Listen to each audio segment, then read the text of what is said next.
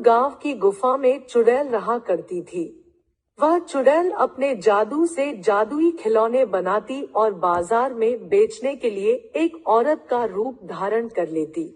और जो भी बच्चा उस चुड़ैल के खिलौने ले लेता, वह बच्चा रात को 12 बजे उठकर अपने घर के बाहर निकल जाता और चुड़ैल के पास उसकी गुफा में चला जाता।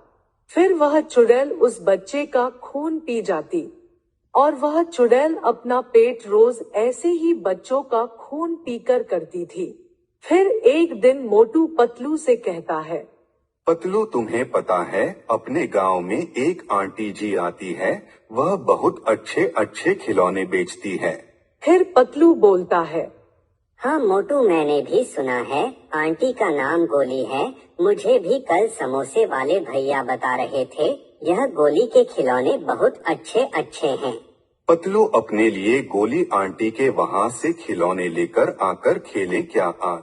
हाँ यार मोटू, आज संडे है, वैसे भी मेरा मन नहीं लग रहा, चलो चलते हैं खिलौने लेने। यह कहकर मोटू और पतलू दोनों खिलौने वाली के पास चले जाते हैं।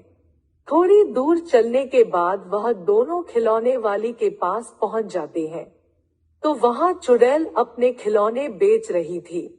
आ जाओ बच्चों, नए नए खिलौने लो, हैंडपंप लो, ट्रैक्टर ट्रॉली लो, डॉक्टर के सामान लो, किचन सेट लो।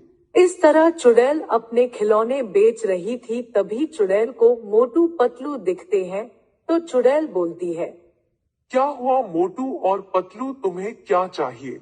फिर मोटू बोलता है, गोली आंटी जी हमें नए नए खिलौने दे दो, आज संडे है, हम दोनों पूरे दिन भर खिलौने से खेलना चाहते हैं। हाँ हाँ मोटू पतलू, लो ना, तुम्हें जो चाहिए वह खिलौने ले लो, मैं यहाँ खिलौने बेचने ही तो आती हूँ।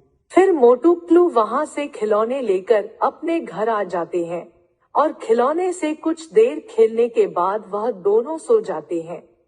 फिर रात के ठीक जैसे ही 12 बजते हैं, तो मोटू अपने आप वहाँ से उठकर अपने घर से बाहर चला जाता है और चलते चलते चुड़ैल की गुफा में चला जाता है।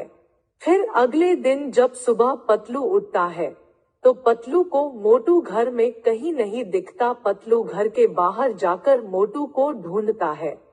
पतलू कुछ देर मोटू को ढूंढने के बाद एक बच्चे से पूछता है, अरे भाई टोनी, तूने मोटू को कहीं देखा था क्या?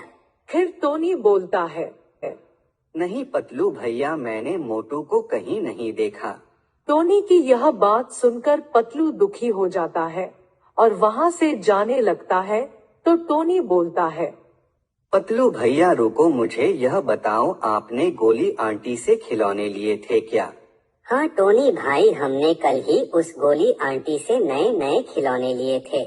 अरे यार पतलू भैया, आपने यह क्या कर लिया? आपको पता है वो गोली आंटी नहीं है, वो एक चुड़ैल है, जो बच्चों को दिन में खिलौने देकर रात को वह अपने जादू से अपने पास बुला लेती है और बच्चों का खून की जाती है।